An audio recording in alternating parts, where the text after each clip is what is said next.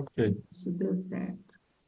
Boa noite a todos que estão presentes. Boa noite a todos que irão assistir depois. É, Hoje a condução da aula será por conta da nossa colega Olga, né? Nós estamos estudando o livro Amor Imbatível e Amor, né? E hoje será o capítulo 2, tá? Apresentando a Olga. Fica à vontade, Olga, para começar a sua apresentação desse capítulo. Bom, boa noite, obrigada a todos, né, que estão aqui presentes, aos que vão ver esse vídeo depois. Agradecer especialmente a equipe de Joana de Ângeles, pela sua literatura que nos apresenta os conhecimentos e que nos facilita cada dia mais o entendimento de nós mesmos e da nossa relação com Deus e com os outros. Vou compartilhar a tela e aí eu vou... São 2 capítulos, é o capítulo 7 e 8. Então, qualquer contribuição, fiquem à vontade. Então, hoje nós vamos estar estudando o capítulo 7, a conquista do prazer e o poder para o prazer.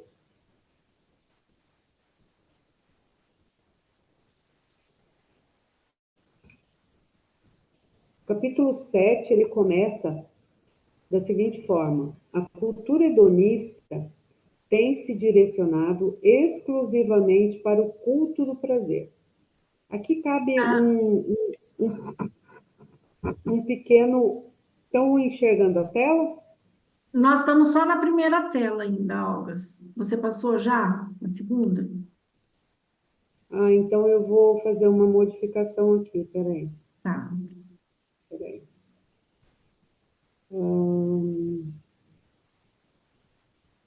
Apresentação de slides. Aí, agora Slide passou. atual.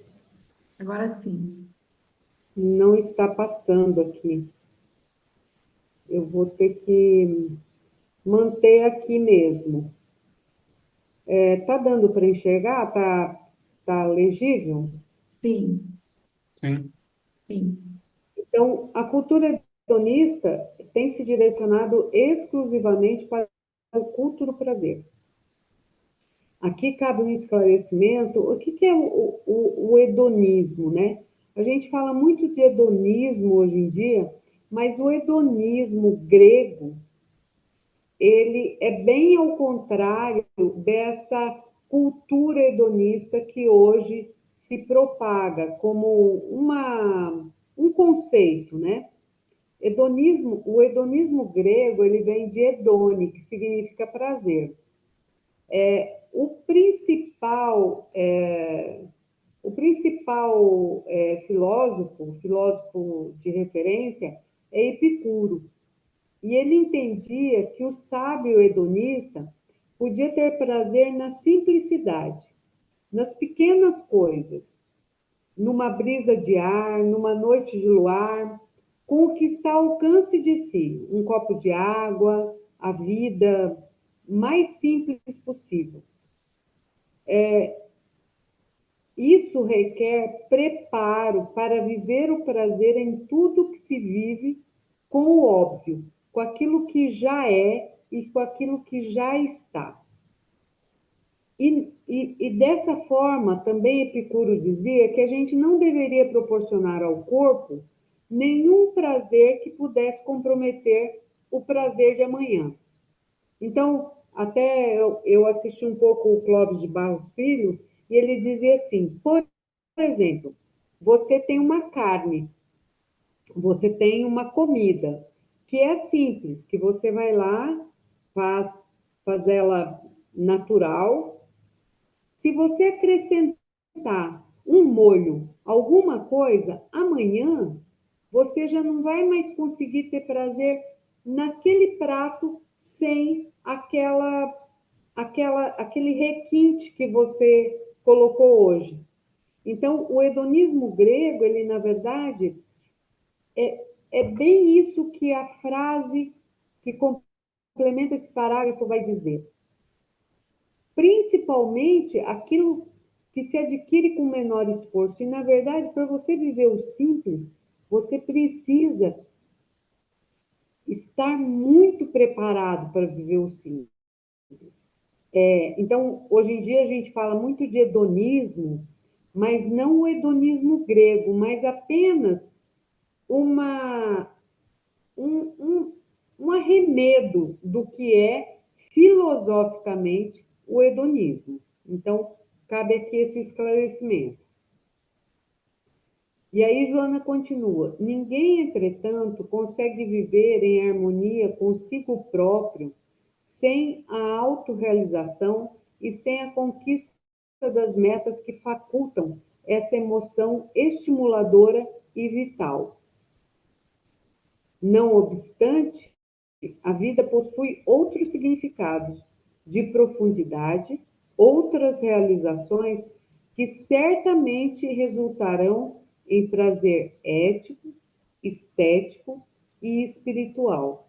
E aqui Joana, ela dá assim a pincelada filosófica do que é efetivamente o prazer e a vida boa, que filosoficamente os filósofos discutem desde a Grécia Antiga.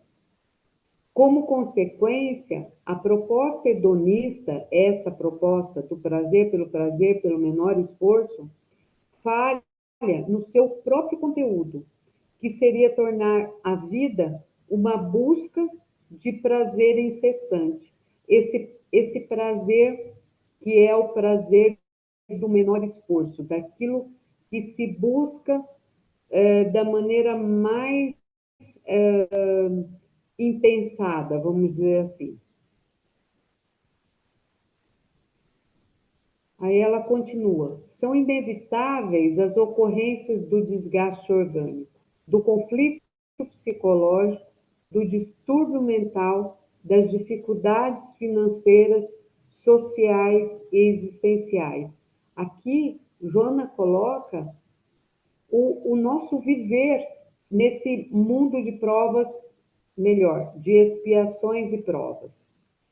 Né? Nós temos o desgaste orgânico, viveremos de uma maneira ou de outra conflitos psicológicos, distúrbios mentais. A gente às vezes costuma só patologizar o distúrbio mental, mas muitas vezes a gente vive um processo de confusão em algumas situações em que a gente vive e mentalmente a gente sofre uma perturbação, né? As dificuldades financeiras, sociais e existenciais próprias da vida. A própria dor faz parte do processo que integra a criatura no contexto da sociedade. Aí eu fiquei pensando aqui, como é que a dor nos integra no contexto da sociedade? Naturalmente, pela dor, muitas vezes, a gente busca auxílio na família, nos amigos, em pessoas até que a gente não buscaria auxílio, sem cujo contributo desapareceriam os esforços para o autoaprimoramento, a iluminação pessoal e o progresso geral.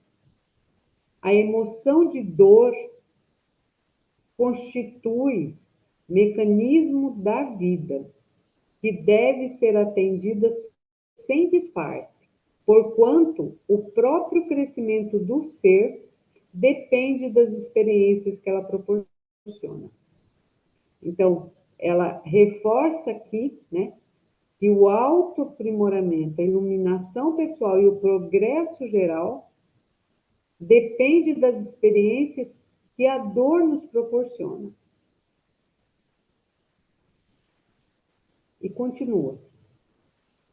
Quando o estoicismo propôs a resignação diante da dor, Atenas se encontrava sob imensos desafios políticos e morais, E aí eu pensei assim, né? Atenas se encontrava, e hoje, como nós nos encontramos, né? E aqui cabe um adendo a respeito do estoicismo. O representante do estoicismo foi Zenão de Sítio, que ele costumava fazer suas pregações num pórtico, que estoar significa pórtico, daí vem o nome de estoicismo. E o estoicismo, ele coloca a racionalidade para lidar com as emoções. Diz mesmo que a gente deveria ser apático. E o que é apático? Apático é a ausência de paixão. Essa paixão entendida como o estado perturbado da alma.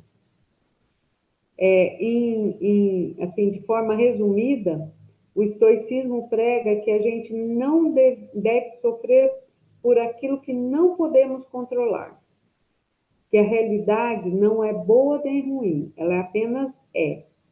Os acontecimentos são o que são, no entanto, temos julgamento sobre eles e, portanto, sofremos. Um dos representantes mais conhecidos do estoicismo é Sêneca, e ele diz: nós sofremos mais na imaginação do que na realidade. E aí Joana continua aí falando sobre história, sobre filosofia, e ela diz assim: renascendo várias vezes da história e trazendo a sua contribuição para a felicidade da criatura humana, a partir de Boécio, que o vinculou à proposta cristã vigente, esteve no pensamento de René Descartes, de Montaigne e de tantos outros, e de outros, convidando a reflexão. Do que Joana está falando aqui? Joana está falando do prazer, né? Que o conceito, né? A reflexão sobre o prazer, convidando a reflexão e a coragem em quaisquer circunstâncias. Todavia, embora seja valiosa essa contribuição, a resignação, sem uma imediata ou simultânea ação que conduza o ser a libertar-se da injunção dolorosa, pode fazê-lo derrapar numa atitude masoquista e perturbadora. A atitude estoica deve ser seguida pelo esforço de vencer o sofrimento, criando situações diferentes que gerem prazer, proporcionando motivação para prosseguir a existência corporal, que é de grande importância para a vida em si mesma. Joana aqui reforça que o nosso estagiamento no corpo é de grande importância para a própria vida, para a nossa vida e para a vida como um todo, para a vida da humanidade.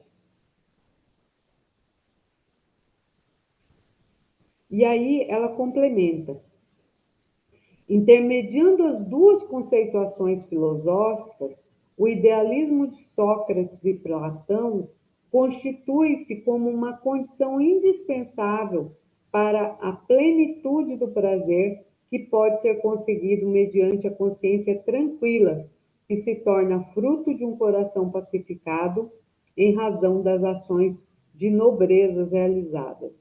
E o idealismo, ele tinha como conceito a existência do mundo sensível e do mundo inteligível, respectivamente, a realidade material, que é aquela que é sentida pelos órgãos da matéria, né, apreendido pelos órgãos do sentido, ou seja, aquilo que é visto, tocado, ouvido,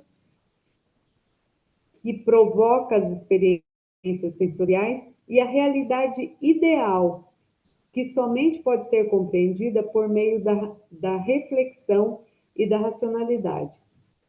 O idealismo ele foi desenvolvido por Sócrates e complementado por Platão, e Platão, inclusive, ele criou o mito da caverna para explicar o idealismo. Eu convido vocês a pesquisarem um pouco sobre esse mito da caverna, porque acaba que se a gente for conversar muito sobre o mito da caverna, a gente ainda tem um outro capítulo para continuar a conversar. Mas, basicamente, eram homens que estavam na caverna e eles enxergavam sombra. E aí, um dia, um homem consegue sair da caverna. E aí eu não vou dar spoiler, vou deixar para que vocês pesquisem esse mito, e eles têm vários filósofos que explicam belamente o mito da caverna, e ele é super interessante.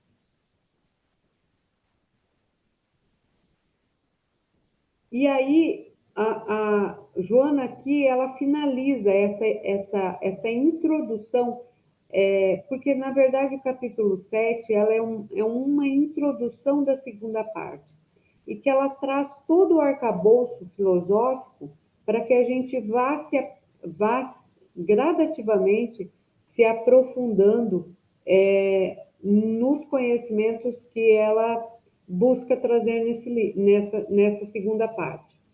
E aí a gente passa para o capítulo 8, que é o poder para o prazer.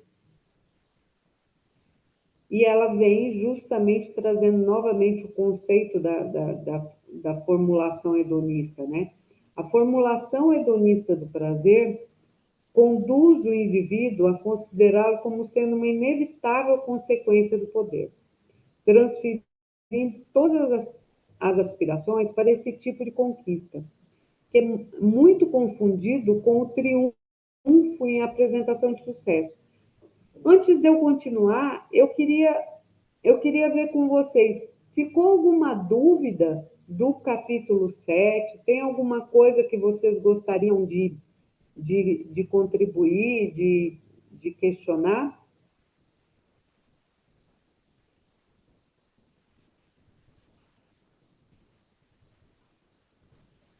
Olga, Oi? essa questão de colocar a racionalidade, né, em cima ou sobre, não me recordo ali sobre as emoções, né? Essa é uma situação que chama atenção, né? Como eu vou colocar a racionalidade sobre a emoção, né? Como eu vou construir isto, né? E aí, se a gente tem um apego muito grande às emoções, como eu vou olhar com ela de uma forma mais distante, né, para que eu possa dialogar com essa emoção e de forma racional, trazendo luz, né? Então, isso que me chamou a atenção. E, assim, que coisa maravilhosa essa questão que você trouxe do hedonismo, né? Que é uma visão que a gente geralmente tem ela muito equivocada, né? Porque no berço você traz algo que não é o prazer pelo prazer, mas é o prazer daquilo que dá prazer, né? Não sei se eu entendi. É o prazer encontrado na simplicidade. Ou seja, se eu estou aqui Certo. sem mais nenhum outro adereço, eu ter prazer em estar simplesmente aqui. Então,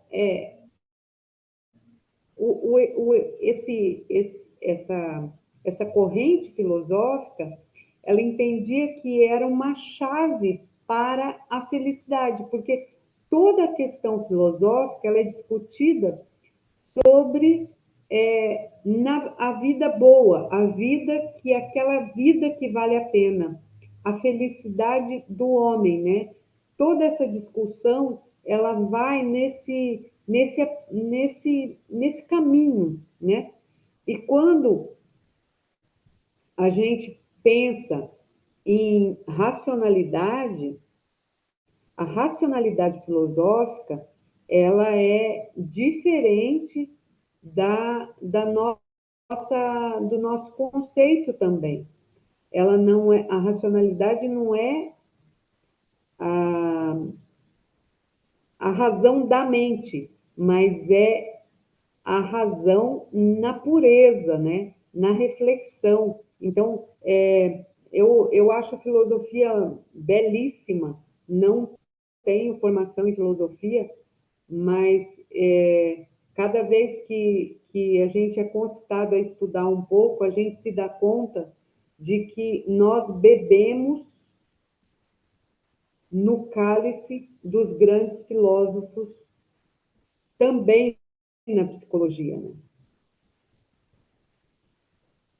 Ajudou um pouquinho, Murilo? Excelente, excelente. Principalmente é isto, né? Porque eu estava olhando com esse olhar da razão, e não é. É na razão da pureza da reflexão, né?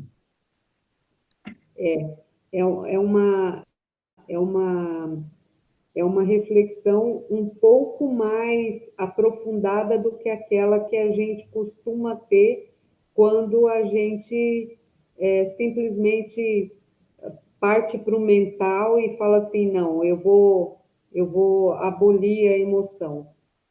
E não, talvez não seja essa a linha, né? Então, aqui, quando Joana inicia esse capítulo, eu fiquei me perguntando, né? Mas o que é poder, né? E aí tem essa figurinha aqui que traz no verbo um pouco da definição de poder. Ter a faculdade ou a possibilidade, ter a autorização, ter o direito, estar arriscado, ter razões para, ter força, coragem. Só que quando a gente fala de poder no senso comum agora, o que a gente avalia, e é isso que Joana vem trazendo para a gente, o que está muito em voga, né? Esse poder simplesmente pelo poder, para o poder para poder ter, para poder gozar de uma plenitude, para gozar de prazer, para poder influenciar, para poder ter cada vez mais prazer, né? E aí ela coloca: a formulação hedonista do prazer conduz o indivíduo a considerá-lo como sendo uma inevitável consequência do poder. Ou seja, quem tem poder tem todo o prazer, transferindo todas as aspirações para esse tipo de conquista, conquista de poder, muito confundido com o triunfo em apresentação de sucesso. O poder tem recursos para levar ao prazer em razão das portas que se abrem, quase todas, porém, de resultados enganosos, porque aqueles que se acercam dos poderosos estão quase sempre atormentados pelo ego, né?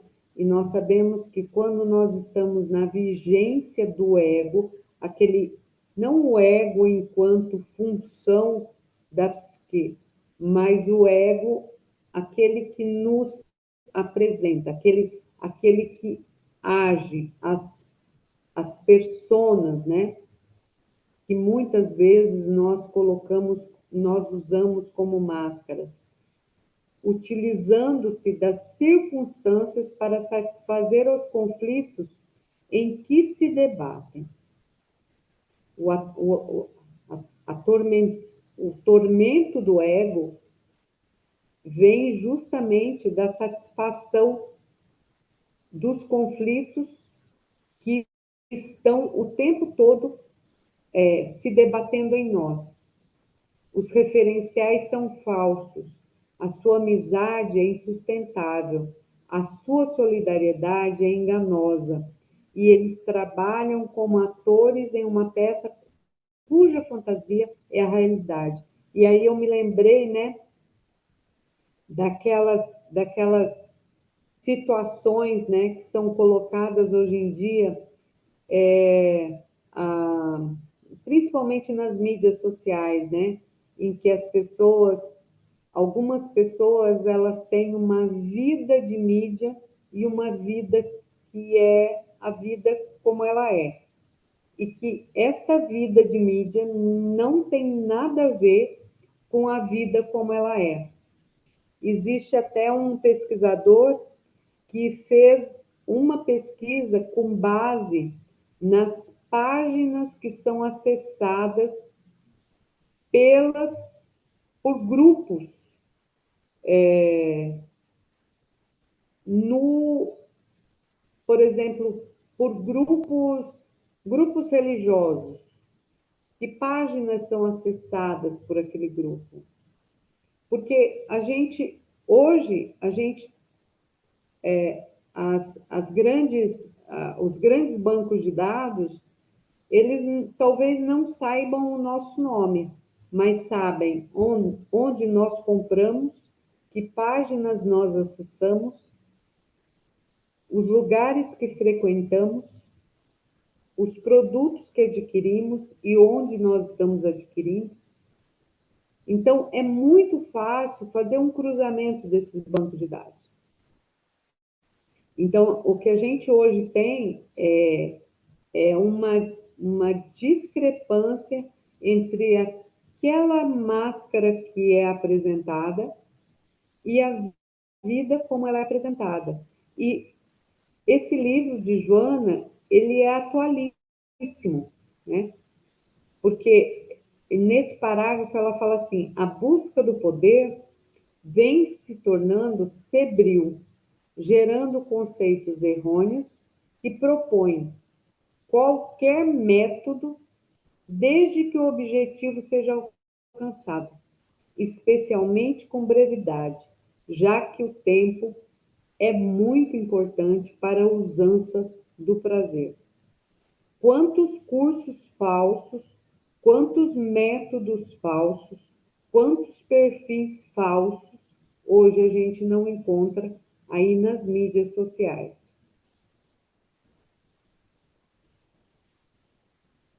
E aí ela traz um clássico aqui, né, da obra de Oscar Wilde, denominado O Retrato de Dorian Gray, que nesse livro é possível ver-se a terrível aflição do jovem para manter a aparência, a fim de desfrutar de todos os gozos, mesmo os derivados da abjeção, com rapidez e sofreguidão.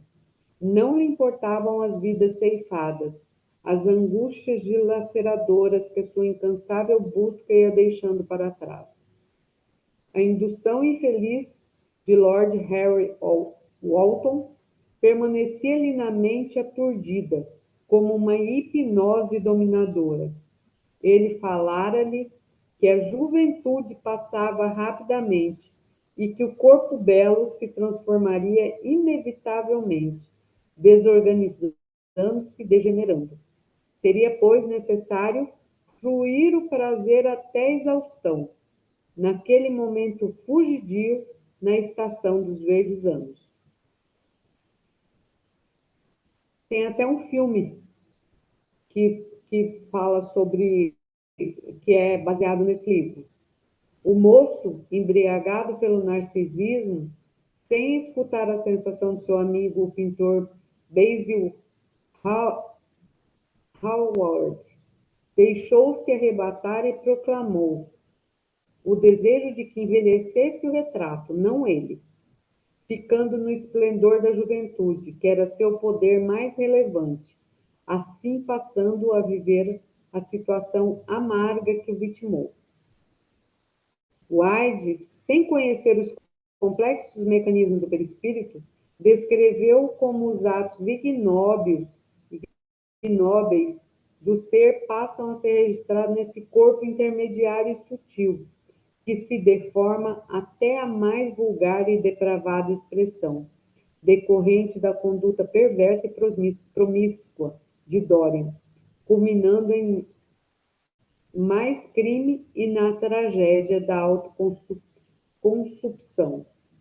E aí tem uma frase famosa do Oscar Wilde, que é: há momentos em que é preciso escolher entre viver a sua própria vida plenamente, inteiramente, ou completamente, ou assumir a existência degradante, ignóbil e falsa que o mundo, na sua hipocrisia, nos impõe, que é o drama do Dorian Gray. Até aqui tudo bem? Vou considerar que sim. Tudo bem. Por outro lado, o poder econômico parece acenar com maior cota de prazeres, considerando o número de pessoas que se escravizam ao dinheiro, vendendo a própria existência para atender a desmedida ambição. Em razão disso, o desespero pela sua aquisição torna-se meta para muitas vidas que naufragam quando o conseguem, não sentindo completadas interiormente, ou quando não se veem abençoada pelo apoio da fortuna, enveredando pelo corredor da revolta e tombando mais além da miséria que se entregam. Isso a gente observa assim cotidianamente, né? O poder converte-se desse modo em verdadeira paixão, numa quimera a ser perseguida. E porque os seus valores são ilusórios, as suas vítimas se multiplicam volumosamente. Todos aspiram a algum tipo de poder. Até o poder da mentira é mencionado força, como suficiente força para se conseguir algum trunfo. E não são poucos os indivíduos que o utilizam, terminando por infamar, destruir e malsinar. A gente vê muito, como eu comentava, a questão das mídias, né? As fake news, as distorções. Saiu até um filme de uma pessoa que passou a se autoflagelar, a se autodestruir para conseguir ter seguidores na mídia social. Então, a gente percebe que essa questão da influência, da possibilidade de influenciar alguém, vem crescendo e vem destruindo pessoas mesmo. Pessoas vêm se destruindo por isso.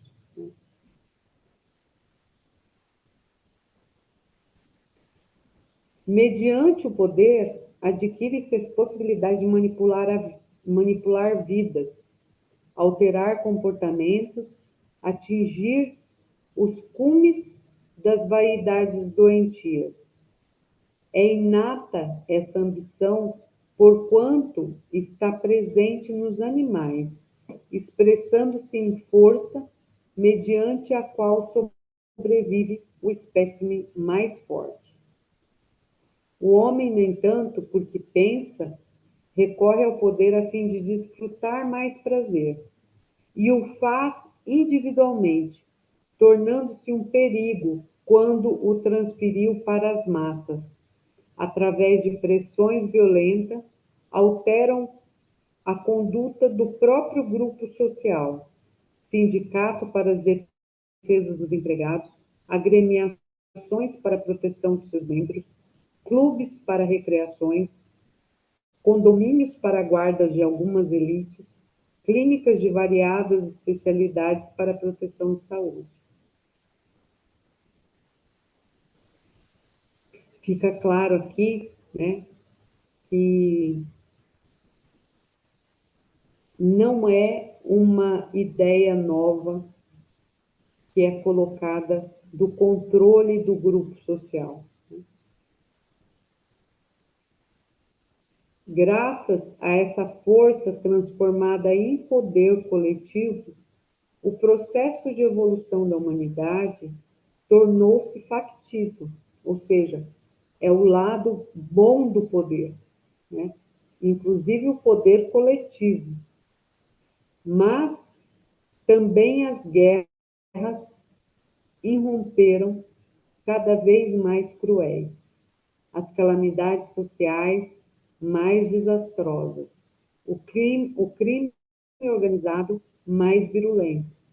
Nessa marcha, com a soma do poder nas mãos de governos arbitrários, a possibilidade da destruição de milhões de vidas e mesmo do planeta torna-se uma realidade nunca descartada dos estudiosos do comportamento coletivo dos povos. Aqui Joana faz um alerta significativo para todos nós, né? Está em possibilidade a destruição do próprio planeta, né? Se a gente não se colocar atento, né? Se a gente não fizer cada um de nós a nossa parte, porque na verdade a mudança, ela, como no estudo passado a gente conversou, a mudança ela tá em nós, né? E no Evangelho, quando a gente fala dos mundos, né? As várias moradas, há várias moradas na casa do meu pai, a gente vê que o Evangelho coloca que os mundos são característicos pelo grau de adiantamento dos seus habitantes, ou seja, o que caracteriza o mundo é o adiantamento ou a inferioridade dos seus habitantes. Somos nós os co-criadores do mundo em que habitamos. Então, nós somos os co-criadores do planeta onde estamos. O poder, quando em pessoas imaturas, corrompe-as, assim como se torna instrumento de perversão de outros indivíduos que se entregam inermes e ansiosos, né? Que é a, a, a distorção, né?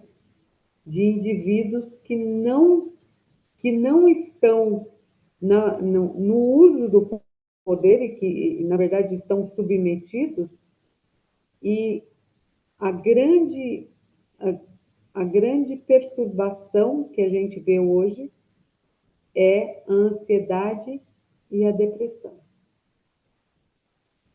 Tudo, porém, guardando-se a ambição do prazer que se poderá usufruir, ou seja, dessas pessoas que estão no uso do poder.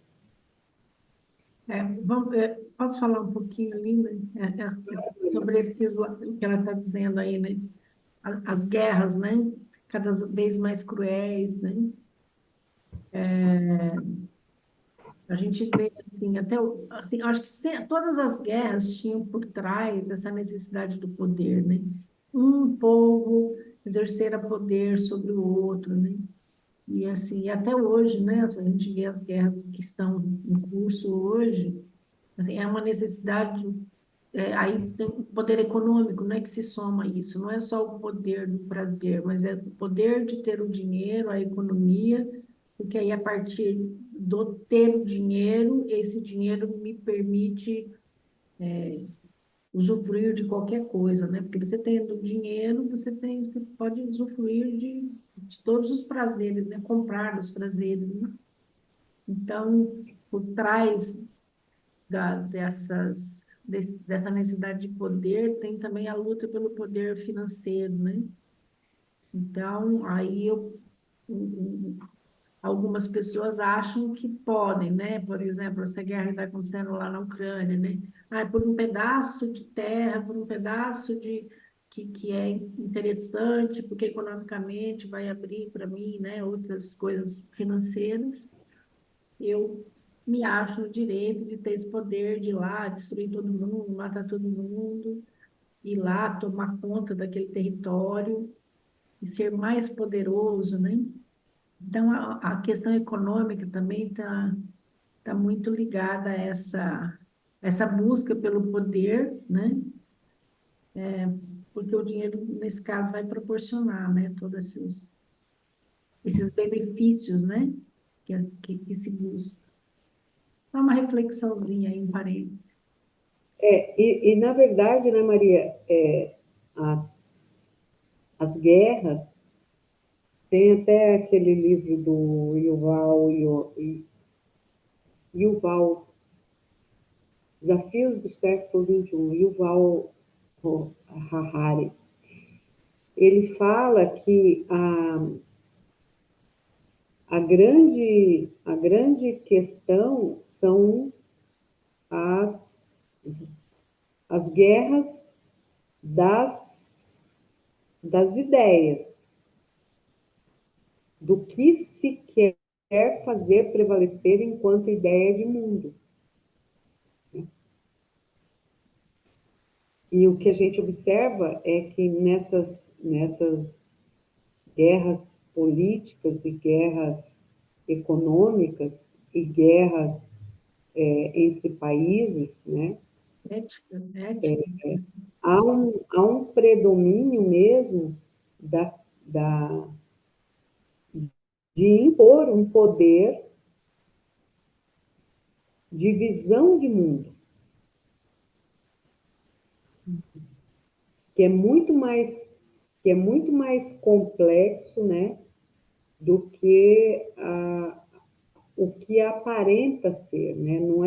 Não é por um pedaço de terra, é muito mais que isso. É a visão de mundo que quer se fazer prevalecer. Isso é o jogo de xadrez, né, político que é colocado daqui, e que a gente, como cidadão comum, o que a gente pode contribuir nesse processo é estarmos atentos à nossa conduta, porque se houver uma transformação de indivíduo para indivíduo, até que isso ganhe uma totalidade, não prevalece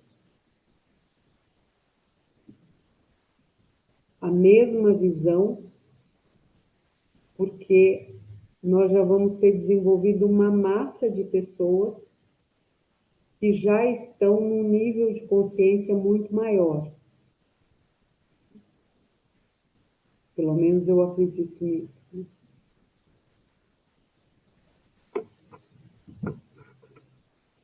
Bom, Ok.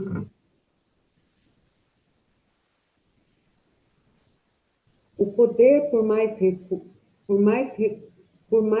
recurso que disponha, é antagônico ao prazer.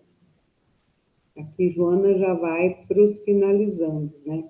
Então ela apresenta uma série de ideias, e aí, como é da natureza dela, agora ela começa a costurar essas ideias para que a gente se aprofunde na reflexão, né? Poder, por mais recursos que dispõe, é antagônico ao prazer. Isso porque o prazer resulta do interrelacionamento das forças que são liberadas no fluxo das sensações que o ser corporal experimenta em si mesmo ou no meio em que se movimenta. O poder, no entanto, é forte enquanto produz o represamento e o controle da energia. Ademais, o poder é fonte de conflito o que impede o prazer real, exceto em condições patológicas do seu possuidor. E aí, Fernando Pessoa, ele traz o seguinte: não o prazer, não a glória, não o poder, a liberdade, unicamente a liberdade. Grande Fernando Pessoa. Ou seja, a liberdade naquilo que o ser tem para viver, né?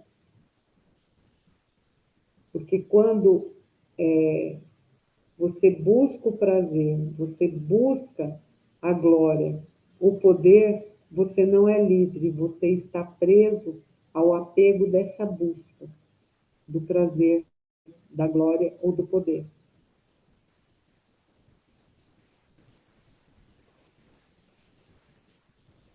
Através do poder surgem o abuso, a ausência de senso das proporções, a dominação ameaçadora e desagregadora do relacionamento humano. A vida familiar perde a sua estrutura quando um dos cônjuges assume o poder e o expande, submetendo o outro e os demais membros do clã. No grupo social, o mais fraco se sente sempre intimidado sobre a espada de Damocles, que parece prestes a cair-lhe sobre a cabeça. Aí eu fui pesquisar que espada era essa, né? E aí é um conto, né? Que Damocles era um cortesão bastante bajulador na corte do tirano Dionísio, de Siracusa. E ele dizia que, como um grande homem de poder e autoridade, Dionísio era verdadeiramente afortunado. Dionísio ofereceu-se para trocar de lugar com ele por um dia, para que ele também pudesse sentir o gosto de toda sorte, sendo servido em ouro e prata, atendido por mulheres de extraordinária beleza e servido com as melhores comidas. No meio de todo o luxo, Dionísio ordenou que uma espada fosse pendurada sobre o pescoço de Damocles, presa apenas por um fio de rabo de cavalo. Ao ver a espada afiada, suspensa diretamente sobre sua cabeça, Damocles perdeu o interesse pela excelente comida e pelas belas mulheres e abdicou do seu posto, dizendo que não queria mais ser tão afortunado. A espada de Damocles é uma alusão frequentemente usada para remeter este conto, representando a insegurança daqueles com grande poder, devido à possibilidade desse poder de ser tomado de repente, ou mais genericamente, a qualquer sentimento de danação iminente. Ou seja, quem tem poder pode perdê-lo, né? Pode perdê-lo.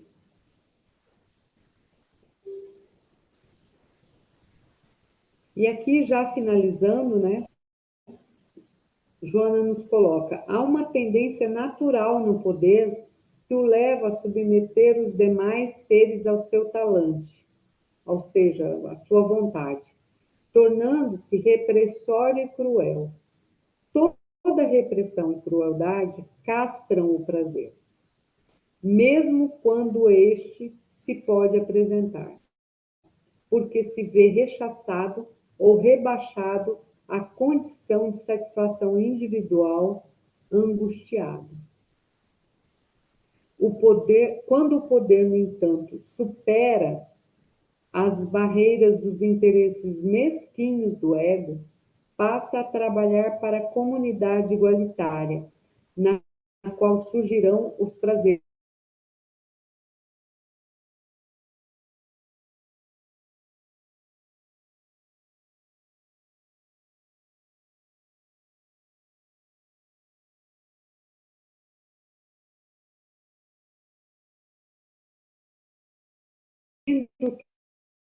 que os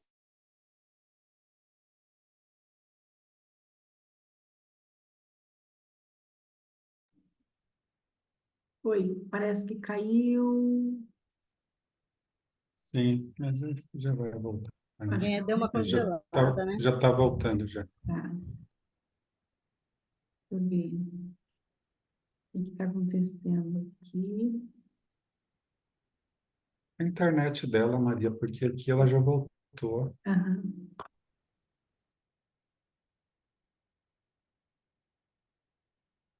Olga como anfitriã, ela está ali. Deixa eu ver. Agora ela está conectando com outro. Uhum.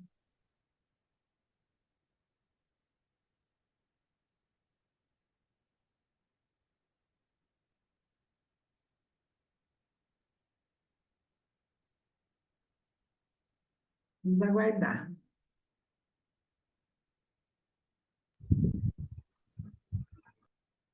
Esses dias de chuva, ela falou que choveu bastante perto da casa dela.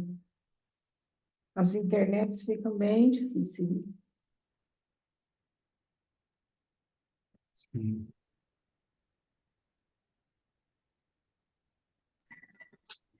Tá vacilando mesmo. Ficamos 2 dias sem internet aqui em casa.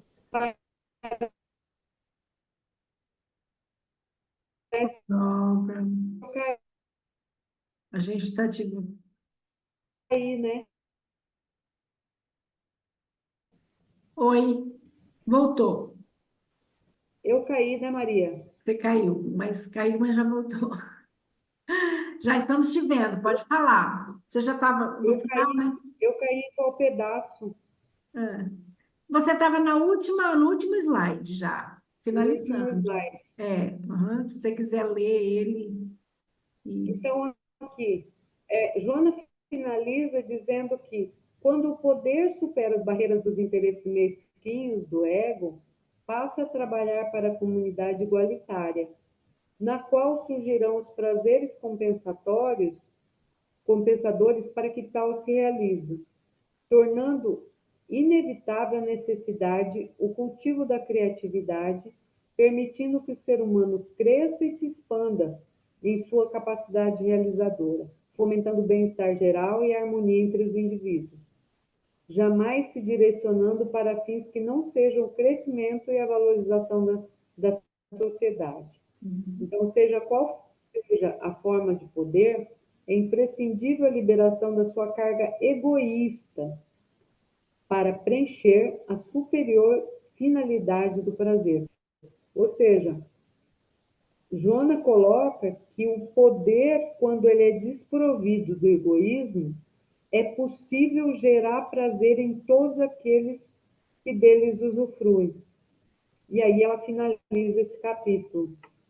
Esses dois capítulos, eles são bem introdutórios para a segunda parte. Eu senti que ficou um pouco lido demais, mas eu acho que cumpriu a finalidade desse processo de introdução dessa segunda parte do livro. Uhum. E aí fica aberto aí para a gente poder conversar um pouco e cada um poder colocar o que ficou para si desse, desses dois capítulos.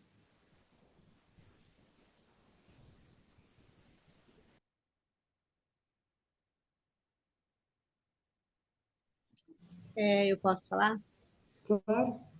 Então, para mim, o que ficou é que a gente percebe na realidade, por exemplo, essas guerras, né? Agora a guerra da Ucrânia, a guerra lá de Israel, Palestina, que existe determinados tipos de povos ou de pessoas que ainda estão, parece que, paralisadas num determinado estágio mais primevo, né? Mais primário dessa do processo de amadurecimento mesmo espiritual. Eles estão lá ligados ainda naquela questão mesmo do ego que se confundindo com o ego, como se o ego fosse a consciência deles e achando que é isso que é viver, a busca do poder pelo poder e se realizando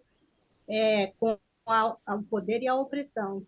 Porque a partir do momento que você exerce esse poder, você, nesse estágio em que se encontram, é pela opressão, né?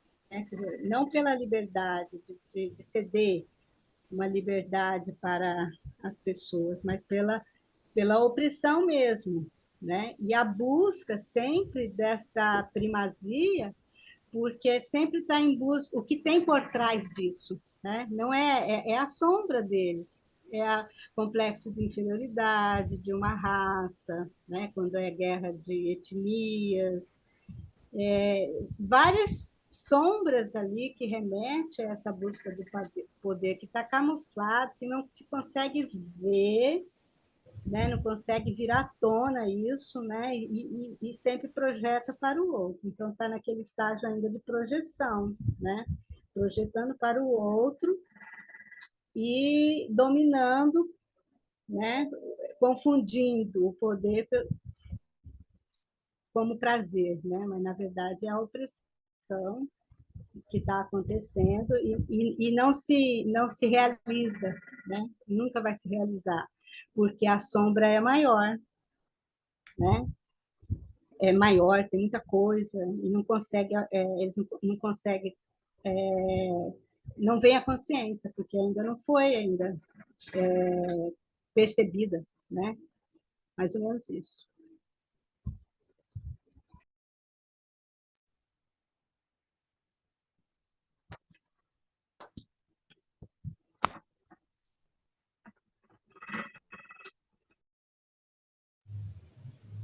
Quem mais gostaria de contribuir?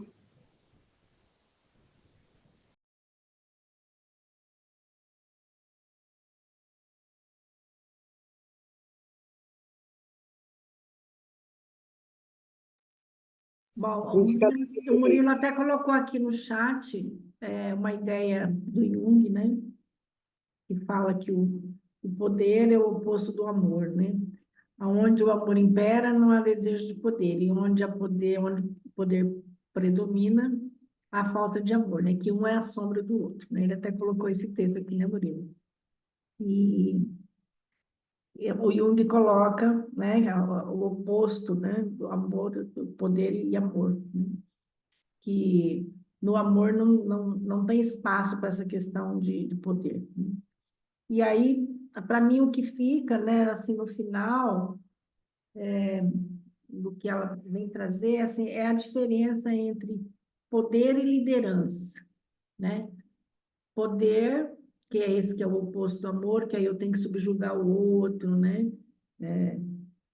Que aí é nocivo, não é legal, nunca vai ser bacana, é uma coisa sempre que sempre eu vou ser melhor porque tenho alguém numa situação pior, né? Que é diferente da liderança. Eu posso ter uma liderança boa, né?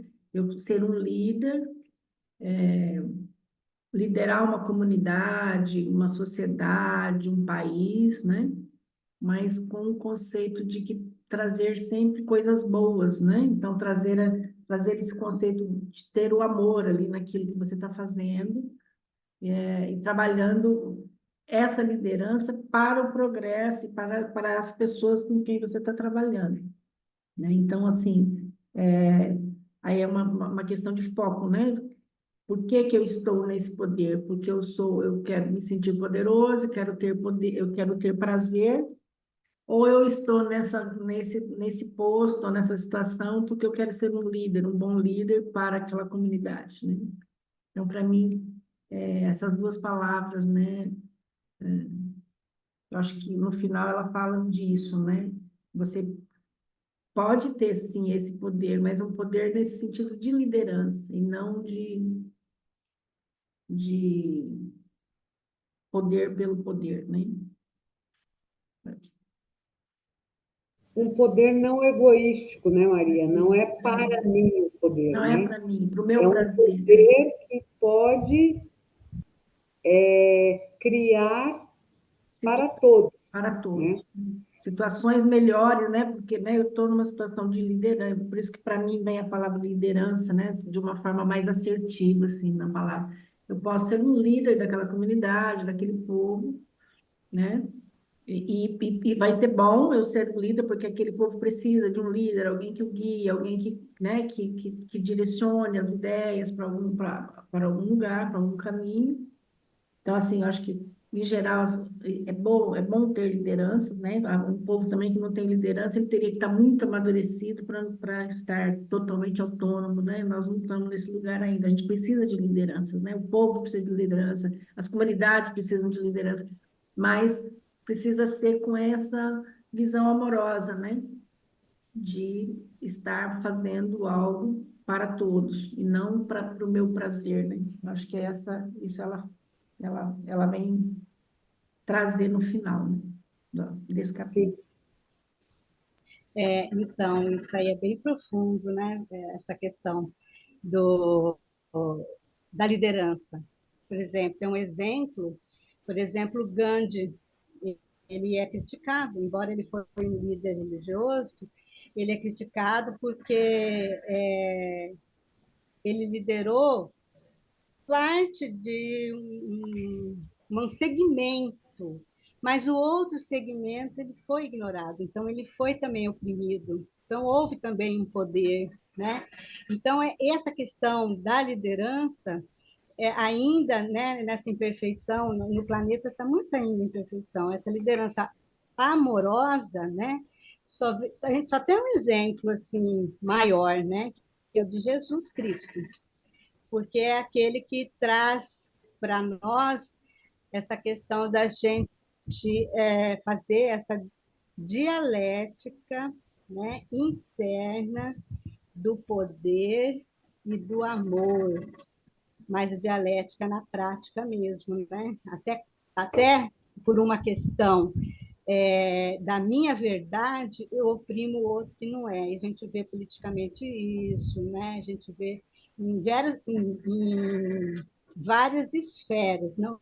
Também a religiosa, né? Como a política, a econômica e tal. Então, assim, essa questão da liderança também, ela é bem complicada, né? Porque a pessoa em si, ela se perde nesse processo da liderança.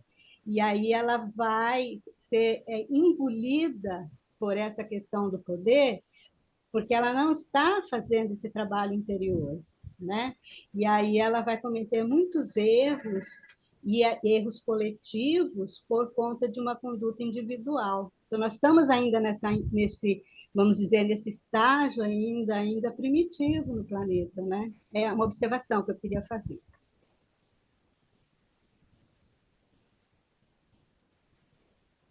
a gente observa, né, que a gente tem um grande exercício de liderança enquanto pais e mães, né? É um processo de liderança. E, e é um processo de liderança extremamente complexo, né? Porque a gente tem o poder constituído já claramente, né? E a gente tem ao nosso processo de desenvolvimento seres os quais estamos envolvidos por teias emocionais, por teias espirituais, né? E que muitas vezes a gente se perde aí, né? Se perde aí. Quanto mais fazer a liderança de um grande grupo, né?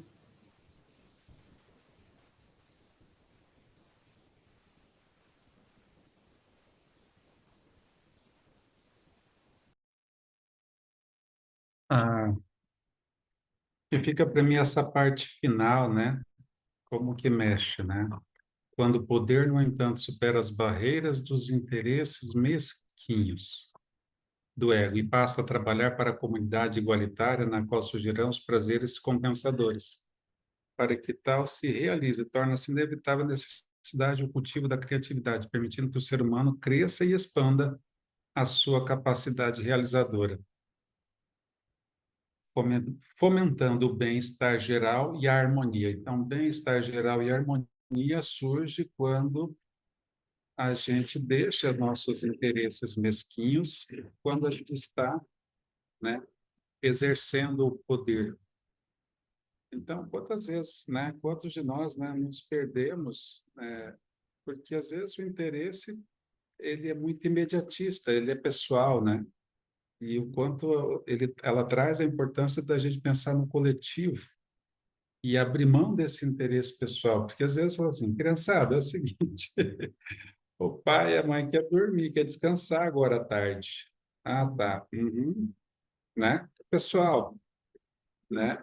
Não que não possa, não é isso, mas é a forma como a gente vai fazer isso que é o X da questão, né?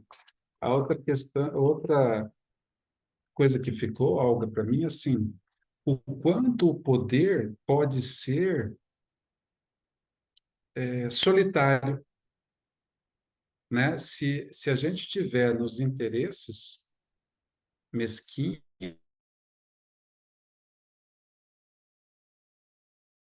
a gente vai acabar solitário. Então, isto, né? Então, se eu estiver produzindo bem-estar e harmonia, eu não vou estar solitário. Mas se eu estiver produzindo outras coisas, ele vai ser solitário. E essa conta, né, como você falou, essa teia de emoções, e lá atrás, como ela falou, a questão dos conflitos, né? E que também, aí a Cláudia trouxe a questão dos complexos de inferioridade, de outras coisas mais que a gente pode debruçar, né? Mas, assim, se você estiver exercendo poder, use para o bem-estar e a harmonia, né? É isso que fica para mim. Porque se você usar para usura, para os bens materiais, ou os prazeres materiais, né? Para as más inclinações e para as paixões inferiores, você vai ter que ganhar para o outro perder. Você vai, às vezes, perder para o outro ganhar, porque assim como eu posso ter um de inferioridade, eu posso ter um de superioridade, e aí inverte. E aí, como seria trabalhar onde os dois ganham, né?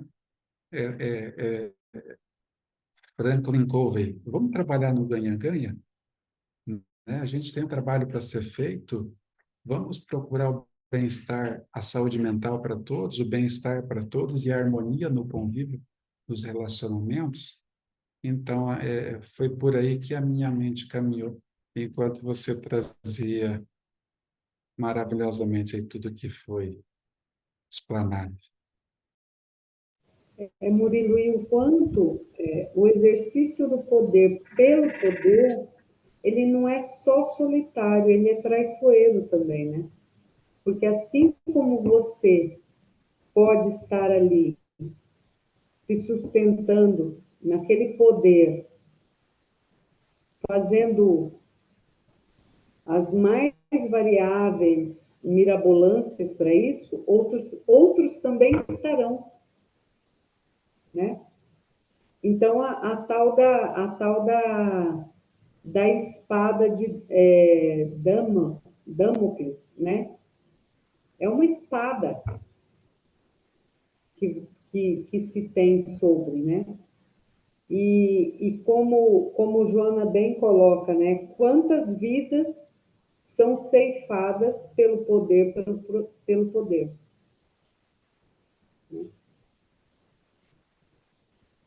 Marina, quer contribuir? Maria, Olá, boa noite. boa noite, Marina.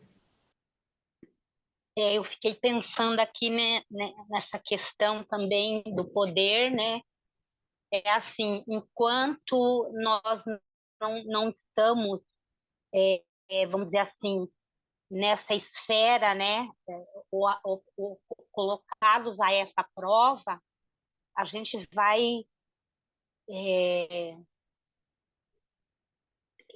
vendo, né, o externo, os acontecimentos, né, no governo, em todas as esferas, né, que mexe com a questão do poder, né, nas instituições, enfim. E é fácil a gente cair, né, nessa cilada que nós mesmos fazermos de olhar sempre assim, de uma forma, vamos dizer, criticar é fácil quando a gente não está nesse lugar, né? No sentido assim, não estamos passando por essa prova difícil, né? Do poder, né? Porque sabemos que existem as provas, né?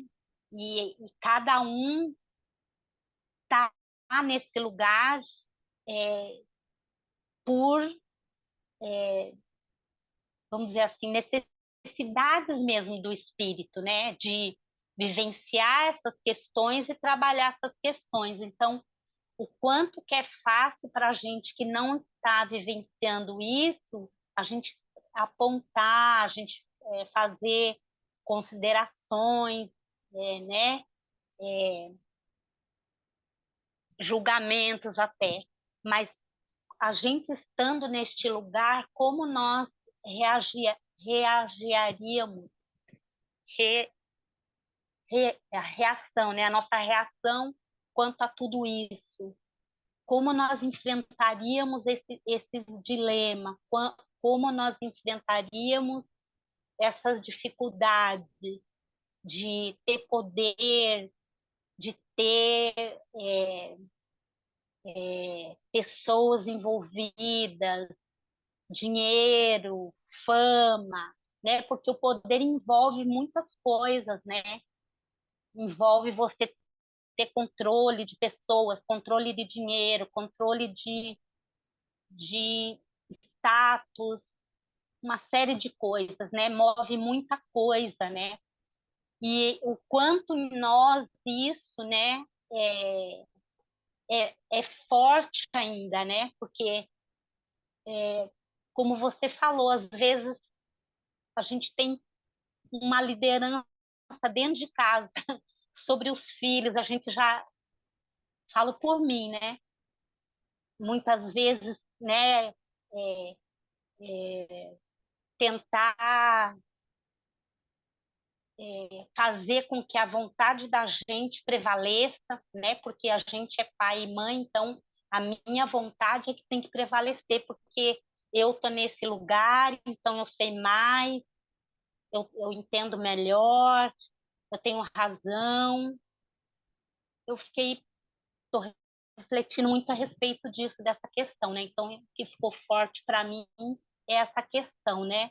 De nós, enquanto nós não estar nesse lugar, é mais fácil do que quem está nesse lugar e poder ter essa força moral, né? De poder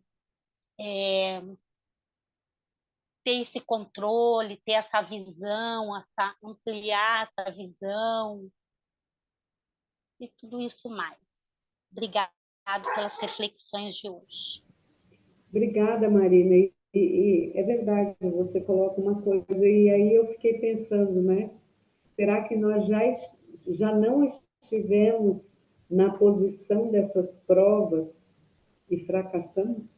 Sim, Né? exatamente isso, né? Eu acho que muitas vezes, né, Olga? Muitas vezes, porque É, é, eu penso que muitos de nós já vivemos em situações de poder e às vezes até nesta mesma encarnação. sim, E em algumas situações nós não tiramos nota 10, vamos colocar assim, né? exato. Vamos colocar assim. Não vamos também pendurar toda a carga, né? Mas vamos dizer assim, a gente Sim. não tirou nota 10. Mas é que a gente mesmo ouve falar, né, na doutrina e já muito se debate sobre isso, né, Olga? Que o poder e a riqueza são duas provas muito difíceis, né? Muito, muito. Muito difícil, até muito mais do que a pobreza e, né, essas outras questões, porque justamente é pelo fascínio que ela cria, né? pela, né, assim, a pessoa, né, a gente, né, a pessoa não, nós nos transformamos, né, porque é muita coisa envolvida, né, muito fascínio, né, então vamos É, pensar bastante, internalizar bem essas lições para quando a gente não estiver passando por essas provitas novamente, a gente, né, é que verdade. Joana nos ajude a nos recordar, pelo amor de Deus. A gente muitas vezes observa, né, que nos grupos sociais, mesmo nos grupos informais, né, existem situações em que nós ou outros, na posição de liderança não, na posição de poder, de coordenação, de influenciação, de decisão, muitas vezes nos colocamos de uma forma variada da qual seríamos se nós estivéssemos submetidos, Uhum, né? sim, E às exatamente, vezes são grupos informais, sim, né? sim, Então, essa reflexão ela é muito oportuna, inclusive para nós aqui na BRAP, né? para Muito todos nós, oportuna, sim, com certeza. muito Muito, oportuna mesmo. muito obrigada, Olga. Obrigada a você, Marina, pela contribuição. E aí, Maria, quer falar aí e já fazer a finalização da nossa reunião de hoje? Vamos, então, né? Alguém mais quer colocar alguma posição, uma ideia? Uma palavra Eu que me veio na última fala é a questão da responsabilidade, né? Você tem uma liderança com responsabilidade, né? Porque eu acho que toda pessoa que está numa posição de liderança ou de poder, né? Ela necessita, isso pesa, né? A responsabilidade daquele grupo, de tudo, tem a responsabilidade vem junto, né? O pacote. Quando você ganha liderança, você ganha a responsabilidade junto. Olga, eu fiz um mestrado de desenvolvimento local, uma época, né, lá em 2007, e tinha uma disciplina chamada Economia Solidária. E se falava muito dessa questão de lideranças, de líderes, de grupos da economia solidária, alguns grupos no Estado que faziam alguma coisa cultural, de artesanato, de pintura, alguns grupos, né, que se destacavam. E se falava muito da questão da liderança. E eu debati, o professor era francês, e eu debatia muito com ele isso, da questão dessa liderança, porque enquanto uma pessoa do grupo não se é, é, equilibrar, não se mediar com a consciência de todos os outros, o grupo não evolui, fica empacado. Então, pode ter qualquer liderança ali. Então, a liderança seria, para mim, uma maneira de você fazer uma mediação para que todas as pessoas adquirissem a consciência daquele processo. Porque se cada um não passar pela experiência, não adquirir a consciência, não vai haver uma evolução do grupo. É o que a gente está acontecendo. Então, assim, falsamente, a gente às vezes fala assim, e eu acreditava também isso, mas aí com o amadurecimento e eu cheguei a essa conclusão, que a gente tem que a gente não pode exercer um poder naquele outro sem aquele outro não entender o processo. Para ele entender o processo, ele tem que ter amadurecer aquela consciência no mesmo patamar, no mesmo nível. Enquanto tiver naquele grupo umzinho que está inferiorizado lá, o grupo não sobe, o grupo não evolui, o grupo não se edifica, sabe? Que é como o nosso planeta aqui, as pessoas. A gente está aqui coletivamente, uns estão mais evoluídos, outros menos, mas nós estamos numa mediana aí de evolução. Mas enquanto tiver um lá embaixo, a gente, coletivamente, a gente não evolui. Então, assim, essa questão do inconsciente coletivo, né, da questão do Jung, a gente, assim, é muito profunda isso. Né? E assim, e é demorado esse processo, demorado, muito demorado, porque essa liderança pode morrer e o grupo se desfazer. Por quê? Porque o grupo não adquiriu consciência, porque o correto seria aquela pessoa, aquela liderança morrer e qualquer outro substituir, porque o grupo está autônomo, o grupo está entendendo, o grupo tá evoluindo no mesmo patamar e tal, e não acontece isso, né? Então, porque não é, as pessoas não passam pelo processo de forma de que conscientemente são submetidos, às vezes apressa o processo, às vezes a pessoa é mais lenta para entender aquele processo, não tem subsídios internos para isso, não tem conhecimento interno para isso, então, às vezes a pressa na evolução atrapalha a própria evolução.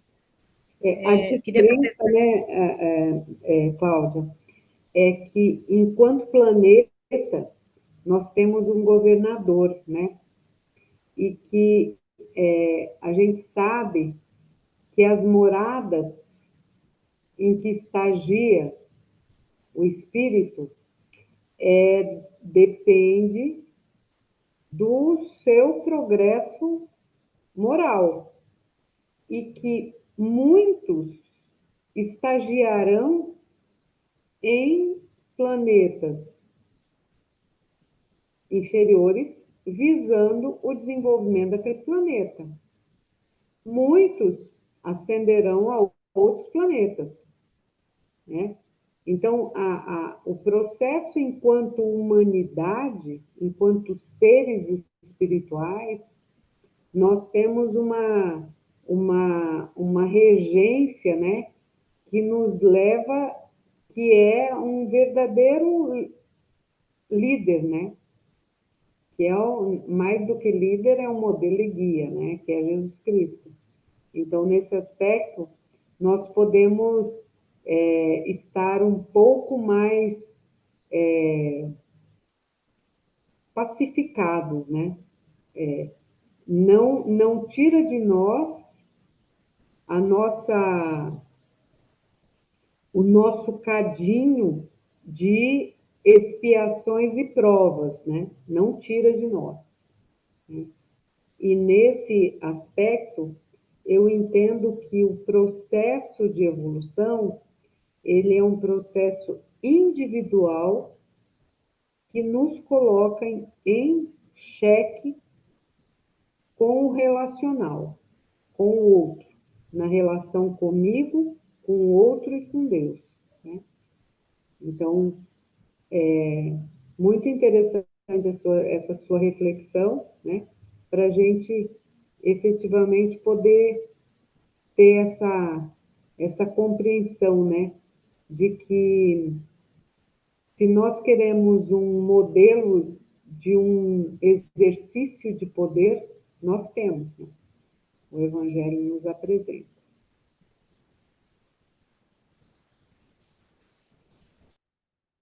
Acho que podemos encerrar, né, Maria? A Bom, gravação. podemos encerrar os estudos de hoje, agradecendo a Olga, principalmente a Olga e todos os presentes, né, pela contribuição, e que a gente possa ter uma semana boa, harmônica, né, amorosa e realizadora, né? E realizando as atividades da ABRAP, né, que é o nosso grupo, ao qual a gente pertence, mas também todas as ações da nossa vida pessoal, na vida profissional, que tudo se encaminhe de forma bastante harmônica essa semana. Gratidão a todos. Vou tirar a gravação, ok? Boa noite e boa semana. Grata, Maria. Grata, Olga. Murilo, todo mundo. Marina.